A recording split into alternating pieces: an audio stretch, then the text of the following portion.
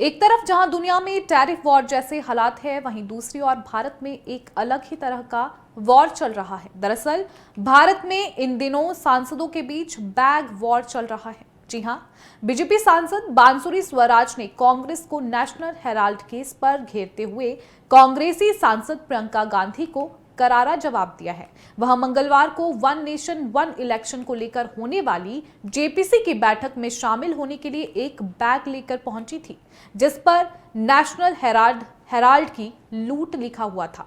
बांसुरी के इस कदम को कांग्रेसी सांसद द्वारा फिलिस्तीन लिखे बैग के जवाब में देखा जा रहा है। ऐसे में इस बैग को लेकर बीजेपी सांसद बांसुरी स्वराज ने क्या कहा है, अब वो आपको ग्राफिक के जरिए बताएंगे।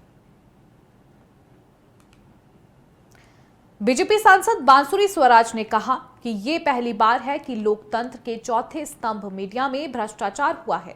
ईडी द्वारा दायर आरोप पत्र कांग्रेस पार्टी की पुरानी कार्यशैली और विचारधारा को उजागर करता है। सेवा की आड़ में वे सार्वजनिक संस्थाओं को अपनी निजी संपत्ति बढ़ाने का साधन बनाते हैं। ये बहुत गंभीर मामला है। उन्होंने कहा कि 2000 करोड़ों की संपत्ति को कौड़ियों के भाग महज 50 लाख रुपए में यंग इंडिया ने हड़प ली। यंग इंडिया एक ऐसी कंपनी है जिसकी 76% ओनरशिप गांधी परिवार की है, इसलिए कांग्रेस पार्टी और शीर्ष नेतृत्व इसके लिए जवाबदेह हैं और 25 अप्रैल को जो है कोर्ट के समक्ष इसका उन्हें जवाब देना होगा। दरअसल संसद के शीतकालीन सत्र के दौरान कांग्रेसी सांसद प्रियंका गांधी फिलिस्तीन के लोगों के प्रति समर्थन और एकजुटता प्रदर्शित करते हुए एक हैंडबैग लेकर पहुंची थी, जिस पर फिलिस्तीन लिखा हुआ था।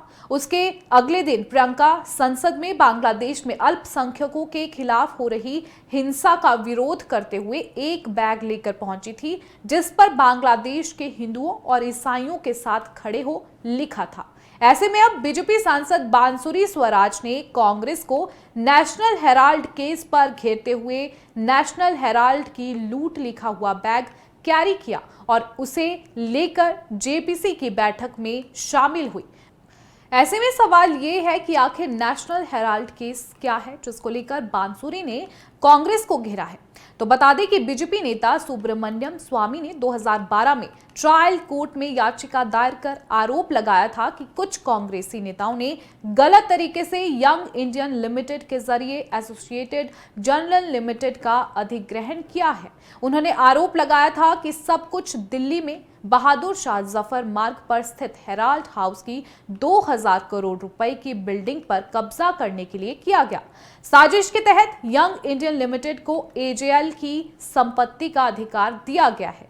नेशनल हेराल्ड की स्थापना जवाहरलाल नेहरू ने स्वतंत्रता सेनानियों के साथ मिलकर 1938 में की थी। Associate general limited national Herald अखबार की मालिकाना कंपनी है। कांग्रेस ने 26 फरवरी 2011 को इसकी 90 करोड़ रुपए की देनदारी को अपने जिम्मे ले लिया था। इसका मतलब ये हुआ कि पार्टी ने इसे 90 करोड़ का लोन दे दिया। इसके बाद 5 लाख रुपए से यंग इंडियन कंपनी बनाई गई, जिसमें सोनिया और राहुल की 38% हिस्सेदारी है। बाकी की 24% हिस्सेदारी कांग्रेस नेता मोतीलाल वोरा और ऑस्कर फर्नांडिस के पास थी। ऐसे में नेशनल हेराल्ड केस को लेकर 25 अप्रैल को मामले की सुनवाई होगी। बीते दिनों इस मामले में प्रवर्तन निदेशालय यानी ईडी ने कांग्रेस सांसद राहुल गांधी, सोनिया गांधी और ओवरसीज कांग्रेस के अध्यक्ष सैम पित्रोदा के खिलाफ दिल्ली के राउज एवेन्यू कोर्ट में चार्जशीट दायर की थी।